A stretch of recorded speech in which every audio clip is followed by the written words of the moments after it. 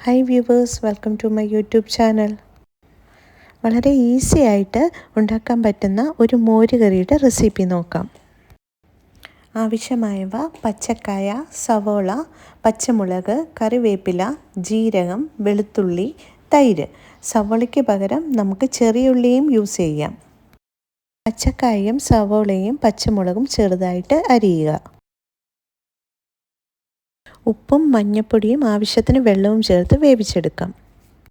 ഇവ വേവുന്ന സമയം കൊണ്ട് നമുക്ക് അരപ്പ് തയ്യാറാക്കാം. അതിനായി തേങ്ങ ചിരവിയത്, ചെറിയ ഉള്ളി, ഒരു ചെറിയ കഷ്ണം വെളുത്തുള്ളി, കുറച്ച് മഞ്ഞൾപ്പൊടി, കുറച്ച് ജീരകം, ഉപ്പ് ഇവയെല്ലാം ചേർത്ത് നന്നായിട്ട് അരച്ചെടുക്കുക.